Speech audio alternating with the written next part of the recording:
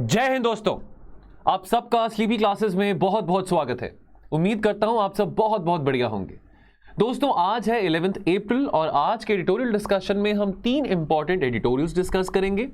दोस्तों एक आर्टिकल रहेगा हमारा द हिंदू में से, इंटरनेशनल रिलेशंस का कंपोनेंट बनता है GS2 का, अरुण मारा ने आर्टिकल लिखा है। एक आर्टिकल हम डिस्कस करेंगे इंडियन एक्सप्रेस के एक्सप्लेन्ड सेक्शन में से, ये इंडिया के नेबरहुड से पर्टिनेंट है। पाकिस्तान में जो भी क्राइसिस चल रहा है, पाकिस्तान में जो भी हंगामा मचा हुआ है, उससे रिलेटेड हम डिस्कस करेंगे कि क्या उसका इंपैक्ट होगा, जो भी पॉलिटिकल अपहीवल पाकिस्तान में चल रहा है उसका इंपैक्ट क्या होगा इंडिया के ऊपर, अमेरिका के ऊपर, चाइना के ऊपर, अफगानिस्तान के ऊपर, एक्सेट्रा। और एक आर्टिकल हम डिस्कस करेंगे related to care economy. So this is a part of Indian society, GS1 का कंपोनेंट है। केयर इकोनॉमी से रिलेटेड एक आर्टिकल ऑलरेडी हम पहले भी डिस्कस कर चुके हैं। और दोस्तों अंत में एक आपके पास MCQ होगा UPSC के प्रीवियस ईयर क्वेश्चन पेपर में से, उसका सही आंसर क्या है कमेंट सेक्शन में। तो जो बच्चे रेगुलरली वीडियो देख रहे हैं तो आई एम श्योर वो कमेंट सेक्शन में कमेंट जरूर करेंगे। And at the and so this is an exercise for you, means answer writing exercise जो हमारी चलती है इस इनिशिएटिव के अंदर कि 2 क्वेश्चन है आपके पास, दोनों में से किसी एक क्वेश्चन के ऊपर आप कमेंट कर सकते हैं।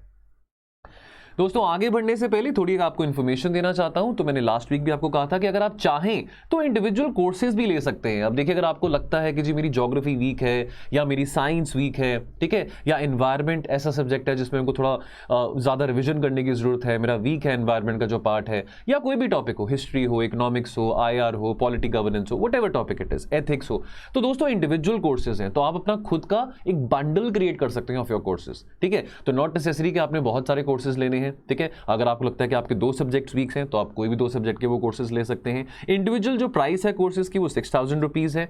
सो दोस्तों कुछ ज़्यादा एक्सपेंसिव कोर्सेज भी नहीं है, high quality and low cost courses हैं हमारे। तो अगर आप इसके बारे में इन्फॉर्मेशन और लेना चाहते हैं तो दिए गए नंबर पर कॉल कर सकते हैं और इसके बारे में आपको असिस्टेंस दी जाएगी, या आप वेबसाइट पर विजिट करके भी इसके बारे में और सूचना ले सकते हैं।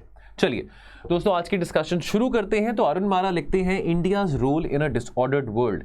तो इतना अंधेरा क्यों है भाई?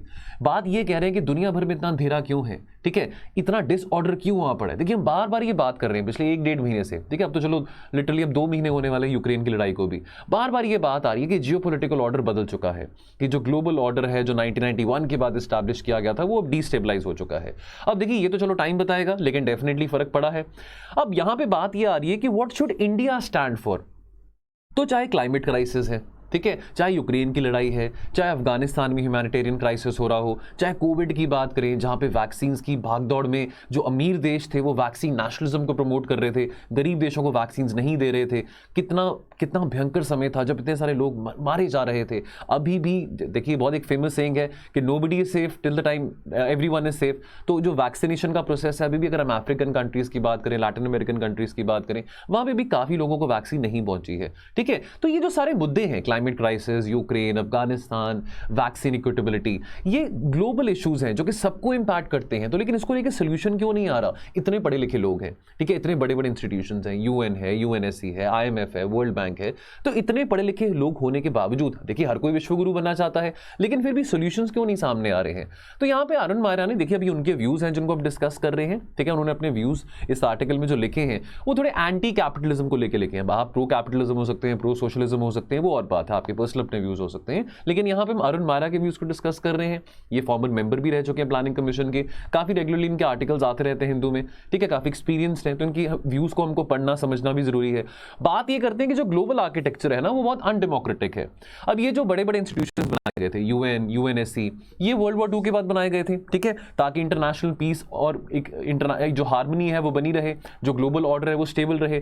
उसके बाद अगर हम WTO की बात करें, वर्ल्ड बैंक की बात करें, IMF की बात करें, तो वर्ल्ड बैंक और IMF का रोल क्या था कि कैसे वो लोन्स प्रोवाइड कर सकते हैं, फाइनेंस क्रेडिट फैसिलिटीज प्रोवाइड कर सकते हैं, खास करके जो डेवलपिंग कंट्रीज हैं या वॉर टॉर्न कंट्रीज हैं, कि कैसे वो अपने आप को फिर से अपलिफ्ट कर सकते हैं, पॉवर्टी को एलिमिनेट कर सकते हैं। अब जो इतने लंबे समय से बात यहां पे हो रही है कि इतने लंबे समय से, कि आज 80 साल हो चुके हैं, इतने लंबे समय से जो ये जो 4-5 बड़े बड़े देश हैं जो कि हमारे P5 जो मेंबर्स हैं, इतने ज्यादा लंबे समय से इन्हीं के हाथ में क्यों सारा का सारा जो बटन है इनके हाथ में ही क्यों है, ठीक है। The victors retain their veto power, ठीक है, एंड दे विल डिसाइड। अब ये डिसाइड करेंगे कब फोर्स यूज करना है, कब फोर्स नहीं यूज करना है, ठीक है, किसकी साइड लेनी है, किसकी साइड नहीं लेनी है, क्या ओपिनियन बनाना है। तो ये जो अप्रोच है, खास करके जो बड़े देश है, अमेरिका की बात करें, UK की बात करें या रशिया की भी बात करें, तो the might is right. Approach, now this is very detrimental, this approach, the might is right, कि भी हम बहुत ताकतवर हैं, हम विक्टर्स रह चुके हैं, कि भी हम अमेरिका हैं, हम रशिया हैं, हम यूके हैं, ठीक है। तो चलो आज के टाइम, जो वर्ल्ड वॉर 2 के टाइम पे तो वो ये सब अलाइज थे, रशिया भी यूएस के साथ था, आज के टाइम में चलो कहानी और है। लेकिन ये अप्रोच बहुत डेट्रीमेंटल है, ये अप्रोच डेमोक्रेटाइज, ये जो अप्रोच है माइट इज राइट वाली, ये यूएन को डेमोक्रेटाइज नहीं कर रहा, ठीक है। आर्म्ड इंटरवेंशंस करना, सैंक्शंस लगाना, तो चाहे इराक है, चाहे सीरिया है, चाहे अफगानिस्तान है, चाहे यूक्रेन है, whatever the situation might be, ये ऐसे आर्म्ड इंटरवेंशंस या इकोनॉमिक सैंक्शंस लगाना। अब इकोनॉमिक सैंक्शंस के मामले में तो जो हमारे फॉर्मर आरबीआई के गवर्नर हैं रघुराम राजन, वो ये कहते हैं कि इकोनॉमिक सैंक्शंस तो वेपन्स ऑफ मास डिस्ट्रक्शन है। क्या इससे डेमोक्रेसी को रिस्टोर कर पाएंगे इन सब तौर तरीकों से? क्या ये सोल्यूशन, अल्टीमेट सोल्यूशन क्या यही है? सवाल ये खड़ा उठता है। अरुण मायरा ये कह रहे हैं कि ये जो सब तौर तरीके हैं ना, ये डेमोक्रेसी को रिस्टोर नहीं करने वाले हैं, उल्टा ये ग्लोबल डेमोक्रेसी का मजाक उड़ रहा है, ग्लोबल डेमोक्रेसी का तमाशा हो रहा है। तो कोई और तौर तरीके ढूंढने बहुत जरूरी है। Inequalities have reason. अब देखिए, अब ये जो बिलीव था कि देखो जी अब हम ग्लोबलाइज्ड वर्ल्ड में रह रहे हैं, पिछले 30 साल से बहुत हमको पाठ सुनाया गया, खास करके डेमोक्रेसी के बारे, लिबरलिज्म के बारे, प्राइवेटाइजेशन के बारे, ग्लोबलाइजेशन के बारे। तो ये जो अमीर देश हैं, ठीक है, जो लिबरल कंट्रीज हैं, तो सो कॉल्ड लिबरल कंट्रीज, उन्होंने बहुत पाठ पढ़ाया कि भी ग्लोबलाइजेशन के कारण लड़ाइयाँ नहीं होंगी, ठीक है, जो ग्लोबल इकॉनमीज है वो इंटरकनेक्टेड होगी, और जो एक स्टैंडर्ड ऑफ लिविंग है, जो पर कैपिटा जीडीपी है, वो भी रेज होगा। ठीक है, फायदा हुआ है, ग्लोबलाइजेशन बुरी चीज नहीं है, उसको लेके भी हमने एक बार पहले भी एक आर्टिकल डिस्कस किया था। लेकिन ये जो बिलीव था कि unfettered flows of finance across the borders, जो भी ये जो फाइनेंस फ्लो करेगा, गुड्स एंड ट्रेड्स का जो गुड्स एंड सर्विसेज का जो ट्रेड होगा across national borders, that will lift out of poverty. That has happened, but at the same time inequality भी और बढ़ गई है, बहुत ज्यादा डिवाइड डीपन हो चुका है। इवन इन डेमोक्रेटिक, अभी आज के जमाने में जो डेमोक्रेटिक कंट्रीज की बात करते हैं, यूएसए की बात करें, यूके की बात करें, वहां पे भी आज के टाइम पे काफी सारे से सिविल सोसाइटी ग्रुप्स हैं जो कि प्रो सोशलिज्म की बातें कर रहे हैं। ठीक है, decision rights in capitalist enterprises are allocated in proportion to the property owned. लेकिन जो जेन्युइन डेमोक्रेसीज होती हैं, जो उनका फाउंडेशन प्रिंसिपल होता है, वो होता है on the basis of equal human rights.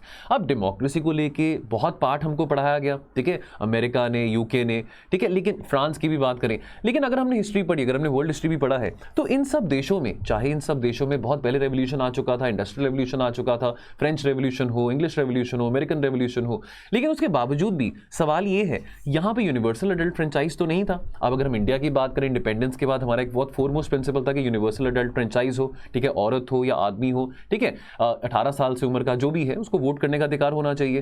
ठीक है, तो बहुत सारे अमीर देशों में तो यह अधिकार औरतों को नहीं था। तो यहां पे बात यह आती है कि जो डेमोक्रेसीज, जो फाउंडेशन होती है डेमोक्रेसीज की, वो सिर्फ कैपिटलिज्म या ग्लोबलाइजेशन या प्राइवेटाइजेशन के प्रिंसिपल पे नहीं हो सकती है। इक्वालिटी प्रमोट करना, ह्यूमन राइट्स प्रमोट करना भी बहुत बहुत जरूरी है। सोशल टेंशन्स की बात करें, कैपिटलिस्ट इंस्टीट्यूशन जो है ना, तो वो किसी तरह से उनको किसी किस्म की परवाह नहीं है डेमोक्रेटिक रेगुलेशन से। ठीक है, वो बस ये चाहते हैं कि कैसे जो काम धंधा है, कैसे जो बिजनेस है, वो करना आसान हो सके। उनका ये कहना है कि इक्वालिटी अपने प्रमोट हो जाएगी। वो जो टॉप डाउन अप्रोच की हम बात करते हैं, जो टॉप डाउन पिरामिड अप्रोच की हम बात करते हैं, कि जो at the top of the pyramid जो लोग बैठे हैं, अगर वो इंपावर्ड होंगे, अगर वो और फाइनेंशियली इंपावर्ड फील करेंगे, तो ऑटोमेटिकली वो जो इफेक्ट है वो नीचे तक जाके जो लोग बॉटम ऑफ द पिरामिड में बैठे हैं उनको वो क्रिपल डाउन होगा। ठीक है, लेकिन अब ये थ्योरी जो है, ये थ्योरी अब सही तो नहीं साबित हो पा रही है। ठीक है, इनइक्वालिटी तो बढ़ रही है। अब सिर्फ ease of doing business promote के, अगर सिर्फ ईज ऑफ डूइंग बिजनेस के कारण अगर हम सिर्फ बिजनेसेस को ग्रो करने देंगे, कैसे हम लूप होल्स को कैसे हम मैनिपुलेशंस कर सकते हैं कि बिजनेसेस ग्रो हो, तो how can that ensure equality between people? The simultaneous imposition of free markets and elections in countries liberated from communism or socialism by the US has invariably increased inequalities.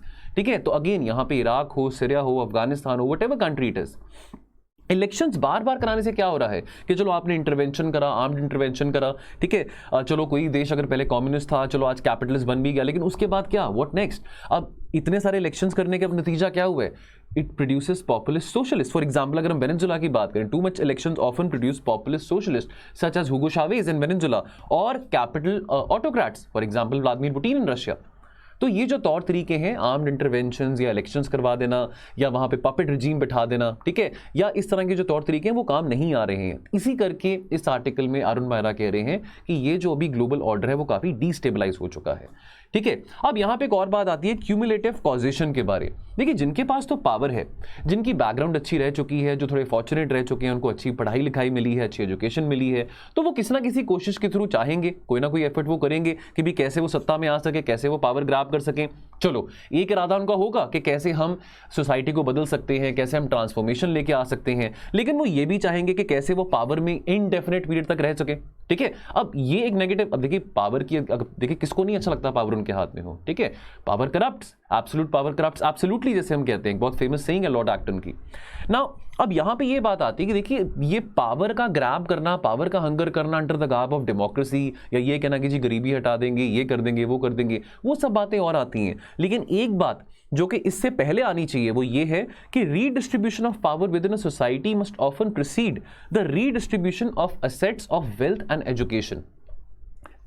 That are the sources of power. ठीक है। तो कैसे कोई भी जो आना चाहता है सत्ता में, कोई भी वो लीडर हो, चाहे वो कैपिटलिस्ट हो, चाहे वो सोशलिस्ट हो, वट एवर ही और शी माइट बी, कैसे पहले वो ये इंश्योर कर सकता है कि उसकी सोसाइटी में अच्छे हेल्थ इंडिकेटर्स हैं, हेल्थ अच्छी है, एजुकेशन पॉलिसीज अच्छी हैं, हेल्थ पॉलिसीज अच्छी हैं, गवर्नेंस अच्छा है, लोगों की क्वालिटी ऑफ लाइफ अच्छा है। ठीक है। ये सब बातें बहुत जरूरी है। तो अब फिलहाल के अगर अभी प्रेजेंटली अगर हम बात करें तो अगले साल जो प्रेसिडेंसी है, तो इंडिया को प्रेसिडेंसी जो G20 की, वो December 1, 2022 से शुरू हो जाएगी। तो आपने अगर ये वीडियो देख रहे हैं तो आपने ये बताना है कि इस साल 2022 में G20 का समिट कहां हो रहा है और कौन सी कंट्री के पास प्रेसिडेंसी है। 2023 में तो इंडिया के पास प्रेसिडेंसी होगी। तो यहां पे इस आर्टिकल में अरुण मारा ये कह रहे हैं कि इंडिया डेफिनेटली अगले साल इंडिया के पास G20 की प्रेसिडेंसी होगी, तो India must continue to resist the pressure which has been hected by the officials from America और फ्रॉम द यूके, कि कैसे वो जो सैंक्शंस रशिया के ऊपर लगा रहे हैं, तो ये सब चाह रहे हैं ना, ये सब कंट्रीज चाह रहे हैं, हमने वो स्विंग स्टेट की भी बात डिस्कस करी थी, ये सब कंट्रीज चाह रही हैं कि कैसे इंडिया को अपने वश में कर सके, इंडिया को अपने टुवर्ड अपनी साइड पे ले सके। लेकिन इंडिया अभी तक वो प्रेशर रेजिस्ट करता आ रहा है। ठीक है। इंडिया ने बात अपनी स्ट्रेटेजिक ऑटोनॉमी की बोली है कि ठीक है, चाहे रशिया के जो प्रेसिडेंट है व्लादिमीर पुतिन, चाहे वो कैपिटलिस्ट ऑटोक्रेट हैं, चाहे वो जैसे मर्जी ऑटोक्रेट है, चाहे वहां पे जितना मर्जी ओलिगार्क्स हो, लेकिन उसके बावजूद रशिया हमारा बहुत पुराना फ्रेंड है, तो हम रशिया को सपोर्ट तो नहीं कर रहे हैं, लेकिन रशिया को कंडेम भी नहीं करेंगे, हम अपना एक न्यूट्रल स्टैंड बनाए रखेंगे। तो India must continue to resist, because कोई गारंटी तो नहीं है, यूएस और यूके भी कोई दूध के धुले तो नहीं है। ठीक है। कौन सा अनार्की वहां पे नहीं होती है। ठीक है। वहां पे कौन से ऑटोक्रेट्स पहले नहीं आ चुके हैं, जो रशिया में एक नया ऑटोक्रेट आ चुका है। तो इस आर्टिकल में अरुण मेहरा ये अपील कर रहे हैं कि इंडिया अगर अपनी प्रेसिडेंसी दिखाना चाह रहा है तो इंडिया के पास एक मौका है कि कैसे वो ग्लोबल ऑर्डर को स्टेबलाइज कर सकता है अपनी सॉफ्ट वैल्यूज को प्रमोट करके। चलिए दोस्तों, अगला editorial, getting serious about supporting the care economy. अब अगर हम केयर इकोनॉमी की बात करें, देखिए अब इसके लेके हमने बहुत पहले भी बात करी थी। आज के टाइम पे बच्चे हों, अगर बुजुर्ग पेरेंट्स हों, तो आज के टाइम पे बहुत हेक्टिक लाइफ शेड्यूल रहता है सबका। ठीक है। हर कोई वर्किंग होता है। ठीक है। आज के टाइम पे जॉइंट फैमिलीज का कंसेप्ट नहीं है, तो बहुत जरूरी होता है कि पीछे से बच्चों का या एल्डरली पेरेंट्स का, या अगर एल्डरली पेरेंट्स हैं, अगर उनकी हेल्थ अच्छी नहीं है तो उनका देखभाल करने के लिए कोई ना कोई पीछे हो। ठीक है। अब केयर इकोनॉमी की बात करें, अब देखिए बहुत सारे ऐसे वर्कर्स हैं जो कि घर में एज डोमेस्टिक हाउस होल्ड काम करते हैं, बच्चों का ख्याल रखते हैं, बूढ़े पेरेंट्स का ख्याल रखते हैं, लेकिन उनको पूरी तरह से प्रॉपर्ली पे नहीं मिलता। ठीक है। उनका कोई प्रोफेशन नहीं आता, उनको वर्कर्स नहीं माना जाता। ठीक है। वो भी इनफॉर्मल सेक्टर इकोनॉमी का ही पार्ट बन जाते हैं। ठीक है। देखिए केयर वर्क जो है, केयर इकोनॉमी की अगर हम बात करें, बहुत बहुत जरूरी है। Greater investment in care services are the need of the hour, because that will create an additional 300 million jobs globally, specifically for women. अगर औरतों के लिए इस सेक्टर में अगर जॉब्स इंक्रीज होती हैं, ठीक है, इससे क्या होगा, जो फीमेल लेबर फोर्स पार्टिसिपेशन है वो बढ़ेगा, और ये इन सिंक्रोनाइजेशन है with the sustainable development goal number 8। SDG 8 क्या है? To promote sustained, inclusive and sustainable economic growth, full and productive employment and decent work for all. ठीक है। अब देखिए जो केयर वर्क है, that encompasses direct activities such as feeding a baby, बच्चे का देखभाल करना, ठीक है, जो नानी सिटिंग वाला काम होता है, नर्सिंग एंड हेल्थ पार्टनर, अगर कोई घर में कोई एल्डरली कोई है, बुजुर्ग हैं जिनकी तबीयत ठीक नहीं है, और इवन इनडायरेक्ट केयर एक्टिविटीज यानी कि खाना वगैरह पकाना। तो चाहे वो पेड या अनपेड है, चाहे वो एक्टिविटी डायरेक्ट या इनडायरेक्ट है, केयर वर्क जो है that is very very vital for human wellbeing and economies. Unpaid care work जो है that is linked to the labour market inequalities. तो यहां पे बहुत जरूरी है कि ऐसी कोई हमारे पास ठोस पॉलिसी हो जहां पे जो इस इकोनॉमी के जो वर्कर्स हैं, केयर इकोनॉमी में जो वर्कर्स आते हैं, उनका हम अच्छा देखभाल रख सकते हैं। इंपॉर्टेंस ऑफ केयर वर्क की बात करें, देखिए पैंडेमिक के बाद जो डिमांड फॉर केयर सर्विसेज है वो बढ़ चुकी है, ठीक है, लेकिन इन्वेस्टमेंट जो है केयर इकोनॉमी में वो इतनी प्रोपोर्शनेटली नहीं करी गई है। अब इस साल इंटरनेशनल वुमेन डे पे मार्च 8 को जो ILO है, इंटरनेशनल लेबर ऑर्गेनाइजेशन, उन्होंने एक रिपोर्ट टाइटल करी थी। रिपोर्ट का नाम क्या था? Care at work, investing in care leave and services for a more gender equal world of work. अब देखिए दोस्तों, यहाँ पे एक इंपॉर्टेंट बात है, बिकॉज देखिए प्रीलिम्स भी पास में है, तो ये जो वर्ड्स हैं बहुत हमको तंग करते हैं, ओनली इस तरह के वर्ड स्टेटमेंट्स में आते हैं, हमको लगता है कि ये सही है गलत है। अब ये बात यहाँ पे देखिए याद रखनी जरूरी कि जो ILO है, international labour organization, that is the only tripartite UN agency. तो ट्राई पार्टी यानी कि यहाँ पे 3 और स्टेक होल्डर्स आ जाते हैं, which brings together governments, employers and workers of the 187 member states of who are members to the ILO। ILO क्या करता है? This organization sets the labor standards, develop policies and devises programs which promotes decent work for all women and men. Now, अब child care की बात करते हैं। देखिए, अब अगर हम मैटरनिटी लीव की बात करें तो हमारी जो पोजीशन है बहुत बेटर है as compare to the other countries. तो हम यहाँ पे 26 वीक्स का एक मैटरनिटी लीव प्रोवाइड करते हैं औरतों के लिए। ILO का स्टैंडर्ड की बात करें तो ILO का जो स्टैंडर्ड मैंडेट है वो 14 हफ्तों का है, ठीक है। तो दिस मैंडेट, तो इस तरह का ये जो नॉर्म है 14 हफ्तों का जो मैटरनिटी लीव्स का जो नॉर्म है, ये और 120 देशों में, लेकिन हमारे देश में 26 वीक्स का दिया जाता है। लेकिन यहाँ पे ये बात भी समझनी जरूरी है कि यहाँ पे हमारे कंट्री में मोस्टली जो महिलाएं हैं जो काम करती हैं वो इनफॉर्मल सेक्टर इकोनॉमी में काम करते हैं। फॉर्मल सेक्टर एम्प्लॉयमेंट, देखिए जो 26 वीक्स का मैटरनिटी जो लीव है ये तो फॉर्मल सेक्टर एम्प्लॉयज के लिए, इनफॉर्मल सेक्टर एम्प्लॉयज का क्या, ठीक है। 89% of the employed women are in informal employment. Now access to quality and affordable care services such as child care, elderly care and care for people with disabilities is a challenge which workers with family responsibilities face globally. तो देखिए, अगर challenging किसी IT professional के लिए, किसी doctor के लिए या किसी टीचर के लिए है कि वो अगर अपने काम में बिजी हैं, अपनी फैमिली की देखभाल नहीं कर पा रहे हैं, बच्चों को देखभाल नहीं कर पा रहे हैं, कि उनका 12-13 घंटे का काम चलता है, तो वो चैलेंज तो डोमेस्टिक वर्कर्स के लिए भी है, उनकी भी फैमिलीज हैं, जो आपके घर में काम करते हैं उनकी भी फैमिलीज हैं, ठीक है, उनके भी पेरेंट्स हैं, एल्डरली पेरेंट्स हैं। अब उनका क्या? अब उनको एज अ वर्कर कैटेगराइज नहीं किया जाता। अब ये जो चाइल्ड केयर और आंगनवाड़ी वर्कर्स हैं, ठीक है, अब ये बहुत इंपॉर्टेंट काम कर रहे हैं, बच्चों की देखभाल कर रहे हैं, लेकिन चाइल्ड केयर को एज प्रोफेशनल वर्क रिकॉग्नाइज करना इंडिया में वो नहीं किया जाता। बहुत सारी एडवांस कंट्रीज में ये एक फुल टाइम प्रोफेशन माना जाता है, चाइल्ड केयर को एक रिकॉग्नाइज प्रोफेशन माना जाता है बहुत सारी डेवलप्ड कंट्रीज में, यहां पे नहीं माना जाता, ठीक है। जहां पे रिकॉग्निशन एज वर्कर्स नहीं मिलेगा, so they will not have requisite access to worker rights और जो भी बेनिफिट, जो भी सोशल सेफ्टी बेनिफिट्स वर्कर्स को मिलते हैं। Now, looking at the care sector as a public good, तो India spends less than 1% of its GDP on the care economy, ठीक है। अगर हम इसको थोड़ा बढ़ा सकें तो ये बहुत बेनिफिशियल रहेगा, ठीक है। According to the government's 2019 estimates 26 lakh of the 39 lakh domestic workers in India are female. तो पहली बात तो दोस्तों यहाँ पे ये आती है, अब हम कैसे कह सकते हैं कि 39 लाख डोमेस्टिक वर्कर्स ही रजिस्टर्ड हैं, इससे ज्यादा भी हो सकते हैं, ठीक है, बहुत सारे लोग रजिस्टर नहीं करते हैं। अब यहाँ पे इंटरनेशनल लेबर ऑर्गेनाइजेशन ने एक 5R फ्रेमवर्क की बात करी है for decent care work centred around achieving gender equality. तो वो 5Rs क्या है?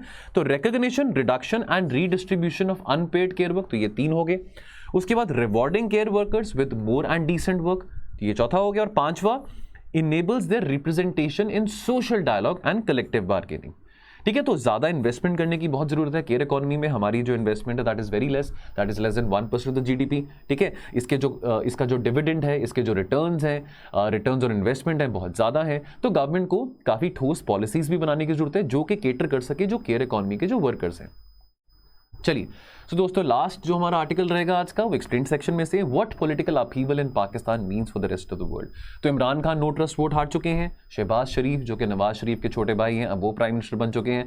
अब देखिए वहां पे भी एक बहुत खिचड़ी बनी है पाकिस्तान में, एक मिलीजुली सरकार है, ठीक है। बिलावल भुट्टो जो है पाकिस्तान के फॉरेन मिनिस्टर अब वो बन रहे हैं, वो PPP पार्टी में से हैं, पाकिस्तान पीपल पार्टी में से हैं। शहबाज शरीफ जो है वो पहले पाकिस्तान जो ईस्टर्न प्रोविंस ऑफ पाकिस्तान है, जो पंजाब यानी कि ईस्टर्न प्रोविंस ऑफ पाकिस्तान है उसके CM रह चुके थे, ठीक है। वो पाकिस्तान मुस्लिम लीग में से आते हैं। तो एक बड़ा कोलिशन गवर्नमेंट वहां पे बनी हुई है, बहुत खिचड़ी वहां पे पकी हुई है।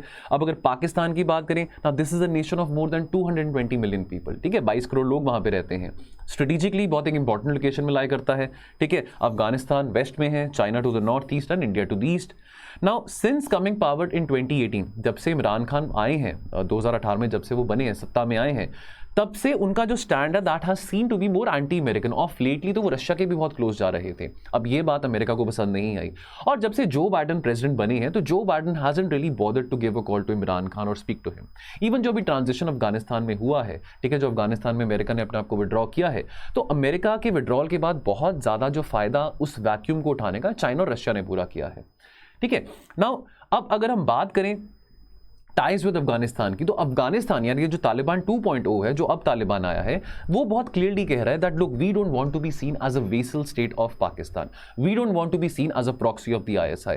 तो तालिबान इस बात को लेकर बहुत क्लियर है that we want to maintain a one arm distance with Pakistan. हमारी जो पॉलिसीज हैं, हमारी जो डोमेस्टिक पॉलिसीज हैं, हमारी जो फॉरेन पॉलिसीज हैं, हमारी जो भी पॉलिसीज रहेंगी वो पाकिस्तान या उसके आईएसआई के ऊपर डिपेंडेंट नहीं रहेंगी। तो वो अपनी डिपेंडेंसी आईएसआई के ऊपर कम करना चाहता है। अमेरिका किसको लुक फॉरवर्ड कर रहा है अभी जो अफगानिस्तान में जो ह्यूमैनिटेरियन जो डिजास्टर चल रहा है, ठीक है, बिकॉज क्राइसिस है वहां पे। देखिए इंटरनेशनल रिकॉग्निशन भी तालिबान को नहीं मिल रहा है, ठीक है, वहां पे पैसे की भी कमी है, बहुत सारे लोग मारे जा रहे हैं। तो अमेरिका और जो बाकी एडवांस कंट्रीज हैं, they are looking up to Qatar as the most important foreign partner which will help Afghanistan in this transition. ठीक है, अब there have been serious tension between Taliban and Pakistan military. अब देखिए पाकिस्तान को भी इस बात का बहुत चिंता है कि जो वायलेंस हो रहा है अफगानिस्तान में, that can spill over to Pakistan also. तो वो पाकिस्तान तो गुड तालिबान बैड तालिबान की भी बातें करता है कि एक तालिबान का सेक्ट है जो कि अच्छा है और जो बैड तालिबान है यानी कि जो एंटी पाकिस्तान है वो बुरा है। ठीक है, तो अब देखिए टेररिस्ट, ये तो कैटेगराइज करना गुड टेररिज्म और बैड टेररिज्म, ये तो कोई अच्छी बात नहीं है। That's not a wise thing to say. Now Pakistan wants the Taliban to do more to crack down on the extremist groups and worries कि भाई ये जो वायलेंस, ये जो एक्सट्रीमिज्म अफगानिस्तान में चल रहा है, that might spill over into Pakistan as well. तो कहने की बात ये है कि पाकिस्तान के जो टाइज हैं अफगानिस्तान के साथ इतने स्ट्रांग नहीं है आज के ज़माने में जितने 20-25 साल पहले थे। टाइज विद चाइना की बात करें, देखिए अब अक्सर कहा जाता है कि चाइना पाकिस्तान का रिश्ता जो है, नवाज शरीफ ने कहा था कि भाई हमारी जो दोस्ती है चाइना के साथ, that is higher than the mountains and deeper than the oceans. लेकिन जो दोस्ती है, इस दोस्ती की जो नींव है, जो बुनियाद है, वो कहीं ना कहीं जो दो पॉलिटिकल पार्टीज़ हैं, जो वेल एस्टैब्लिश पॉलिटिकल पार्टीज़ हैं, जो बहुत लंबे अरसे से सत्ता में आ रही हैं, अगर हम पाकिस्तान पीपल पार्टी की बात करें या पाकिस्तान मुस्लिम लीग की बात करें, तो इस रिश्ते की नींव इन दोनों पार्टीज़ ने रखी थी। ठीक है, अभी भी चाइना और पाकिस्तान की दोस्ती बहुत गहरी है, लेकिन ये जो बहुत एम्बिशियस $60 बिलियन का सीपेक प्रोजेक्ट था, इसकी जो नींव थी, इसकी जो बुनियाद थी, ये दोनों पार्टीज ने रखी थी। अब जो शहबाज शरीफ हैं, यानी कि पहले चीफ मिनिस्टर रह चुके हैं पंजाब के, the eastern province of Pakistan, उनकी जो डीलिंग्स हैं चाइना के साथ वो बहुत अच्छी हैं। ठीक है, he has the ability to deal with China directly. बहुत सारे ऐसे इंफ्रास्ट्रक्चर प्रोजेक्ट्स चाइना ने पंजाब में भी, पंजाब यानी कि जो ईस्टर्न प्रोविंस ऑफ पाकिस्तान है वहाँ पर भी साइन किए थे। ठीक है, अब उनकी रेपुटेशन है, he is very well known for getting these major infrastructure project sign. Now अब यहाँ पे अब चाइना को भी इस बात की खुशी है अगर वहाँ पे शहबाज शरीफ प्राइम मिनिस्टर बन रहे हैं पाकिस्तान के। ठीक है, ऑलरेडी उनका एक बहुत पुराना रिश्ता चलता आ रहा था। टाइज विद इंडिया की बात करें, हमारी देखिए लड़ाइयाँ हो चुकी हैं पाकिस्तान के साथ, 1947 हो, 1965 है, 1971 है, 99 की कारगिल की लड़ाई की बात करें। ठीक है, अब लेकिन हमको ये भी पता है, देखिए बार बार ये बात आती है कि पाकिस्तान में बात करें तो किससे करें, उनकी मिलिट्री से करें कि उनकी सिविलियन गवर्नमेंट से करें, बिकॉज जो क्लियरली जो कंट्रोल है वो तो मिलिट्री के हाथ में है। ठीक है, तो ये जो पॉलिटिकल जो अभी इंस्टेबिलिटी वहाँ पे बनी हुई है, तो बहुत सारे जो कमेंटेटर्स हैं, पॉलिटिकल कमेंटेटर्स हैं इंडिया में, अमेरिका में, वो ये कह रहे हैं इस बात का कोई फर्क नहीं पड़ता, बिकॉज वैसे भी who is calling the shots in Pakistan, it's the Pakistan military, it's the Pakistan army. और पाकिस्तान ने भी विलिंगनेस दिखाई है। देखिए अब पीछे बहुत एक इंटरेस्टिंग बात देखने को मिली है, अगर हम गल्फ मोनार्कीज की बात करें, अब now the Gulf monarchies have chosen to be pro India. Gulf monarchies का जो एटीट्यूड है, सऊदी की बात करें, कतर की बात करें, यूएई की बात करें, वो थोड़ा एंटी पाकिस्तान ऑफ लेटली ज्यादा हो रही है। ठीक है, अब ये रिलेशन बहुत स्पॉइल हुआ है with the Gulf region, Pakistan और गल्फ रीजन के बीच में। अब उसके चलते पाकिस्तान की भी कोशिश है, देखिए पाकिस्तान अभी भी ग्रे लिस्ट में है। ठीक है, पाकिस्तान की अगर हम फॉरेक्स रिजर्व्स की बात करें बहुत कम है, डेट बहुत ज्यादा पाकिस्तान के ऊपर, पाकिस्तान की इकोनॉमी क्राइसिस में है। तो अब पाकिस्तान अभी क्या चाह रहा है, पिछले 1 साल से पाकिस्तान ये चाह रहा है कि कैसे इंडिया के साथ हम पीस मेंटेन कर सकें। ठीक है, तो अभी 1 साल होने को आ गया of the successful cease fire in Kashmir. और पाकिस्तान के जो पावरफुल आर्मी जो चीफ हैं, general Qamar Javed Bajwa, now he is very interested कि जो सीज फायर बना हुआ है इंडिया के साथ ऑन दी LOC, ये आगे भी कंटिन्यूड रहे। जो भी पाकिस्तान का आगे प्राइम मिनिस्टर बनेगा, उनकी कोशिश रहेगी कि कैसे इस बात को वो और परस्यू कर सके, इस सीज फायर को। यूएस की बात करें, देखिए जो बाइडेन ने अभी तक फोन नहीं किया इमरान खान को जब से वो प्रेसिडेंट बने हैं। अगर हम यूएस की माने तो ये कोई बहुत बड़ी प्रायोरिटी नहीं है यूएस के लिए कि जो भी अभी पाकिस्तान में हो रहा है। अभी अमेरिका की जो प्रायोरिटी है वो यूक्रेन में है, अमेरिका की जो पूरी की पूरी टेंशन है वो यूक्रेन में, यूरोप में है। ठीक है, उनको भी पता है कि भी who is calling the shots in Pakistan, it's the military which calling the shots इन पाकिस्तान।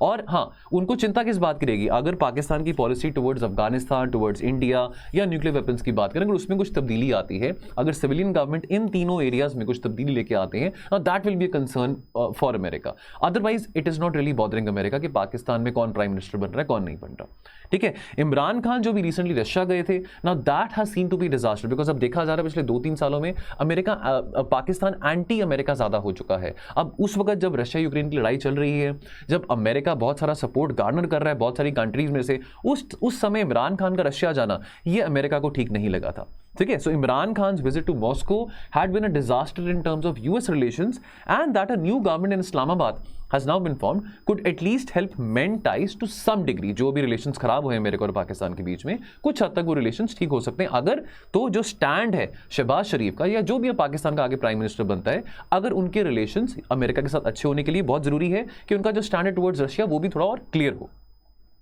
चलिए, सो दोस्तों क्वेश्चन यूपीएससी के प्रीवियस क्वेश्चन पेपर में से 2017 का क्वेश्चन है, ये एनवायरमेंट से रिलेटेड है. In the context of solving pollution problems what is और आर द एडवांटेज और the advantages of bioremediation technique. तो पहला स्टेटमेंट है it is a technique for cleaning up pollution by enhancing the same biodegradation process that occurs in nature. Second statement क्या है, any contaminant with heavy metals such as cadmium and lead can be readily and completely treated by bioremediation using microorganisms. तो क्या ये statement सही है गलत है आपने बताना है. तीसरी statement, genetic engineering can be used to create microorganisms specifically designed for bioremediation. तो ये इसमें से कौन सी स्टेटमेंट सही है ये आपने बताना है कमेंट सेक्शन में से. चलिए दोस्तों, question framed from the editorials. तो पहला क्वेश्चन है care work should be viewed as a collective responsibility and public good. क्या आप इस बात से सहमत हैं? अगर हैं तो सब्सटैंशिएट करिए इसको विद आर्ग्यूमेंट्स इन 250 वर्ड्स. और the second option is to prevent violence it is essential that global governance becomes generally democratic. इसको इलैबोरेट करिए 250 शब्दों में. चलिए, सो दोस्तों आज के एनालिसिस में इतना ही. मिलेंगे कल और एनालिसिस के साथ. तो आप अपना ख्याल रखिए और पढ़ते रहिए. Thank you so much. जय हिंद.